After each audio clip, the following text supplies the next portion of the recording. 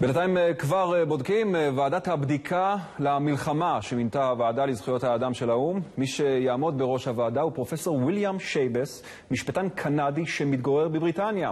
האיש התבטא בעבר נגד ישראל והוא מעורר ספק בירושלים לגבי האובייקטיביות שלו. הנה השיחה שערכתי איתו מוקדם יותר. Good evening, Professor William Schabas, the new chair for the Commission Inquiry to Gaza. Thank you for joining us. Thank you. Shall we say congratulations? Perhaps. Mr. Schabas, a year ago you said that your favorite person to stand in front of the International Criminal Court is Prime Minister Netanyahu, not President Assad of Syria, not Hamas leader Khaled Mashal. You said Netanyahu. Can you explain why? We were having a discussion about the International Criminal Court and the fact that the International Criminal Court had focused all of its attention on African countries. I had referred to a statement by Archbishop Tutu where he had said Tony Blair should be brought before the International Criminal Court to show that it can deal with Western countries as well as with countries from the South, and particularly from Africa. And so I said, well, my favorite would be Netanyahu. I was, of course, echoing what was in the Goldstone report, which is that the International Criminal Court should deal with the conclusions of the Goldstone report, concluding the possibility that war crimes and crimes against humanity were committed during Operation Cast Lead.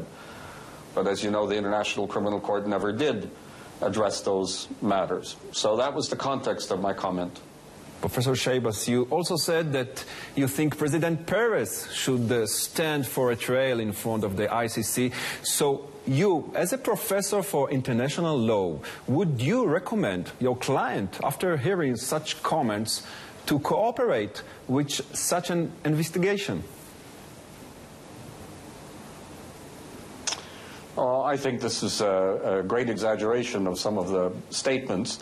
I expressed opinions about political leaders in Israel in the past. Is there a human being in Israel who's never expressed political opinions about leaders in Israel? What someone who sits in a commission or as a judge has to be able to do is to put these things behind them and start fresh. And this is, of course, what I intend to do. Professor Schabas, do you plan to investigate Hamas crimes as well? Are you really able to investigate a terror organization who threatened his own people?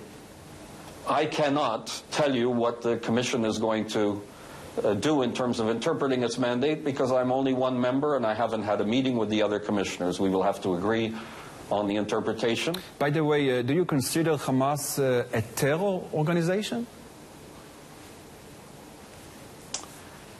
It would be inappropriate for me to answer a question like that, given what I said earlier about having to start basically with a blank sheet and start to study this question in as neutral and objective a manner as possible. So you can't say it's a terror organization? I'm telling you it would be inappropriate for me, given my position. Professor Schabas, I'll ask it again. Why Israel should cooperate with your delegation? I think it's very important for Israel to cooperate. The allegations, the specific allegations, have a great deal to do with the use of force, the targeting and the proportionality of the targeting, the identification of military objectives. Israel's already spoken to this. It's in the public domain. Israel has made statements saying, first of all, we're acting in self-defense about the Hamas rockets. And when we use force in Gaza, Israel's position is that it is proportionate and that it is not targeting civilians. These are matters of public record. Now, it's one thing to say that as a broad statement. It's another thing to look at individual cases and see whether that's actually accurate.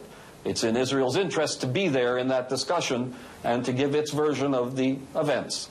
If it doesn't, then that leaves an unfortunate, one-sided picture of it. The U.S. Army attack in Iraq nowadays, the Russian attack in Chechnya, the NATO forces in Libya, thousands of innocent civilians were killed in these conflicts.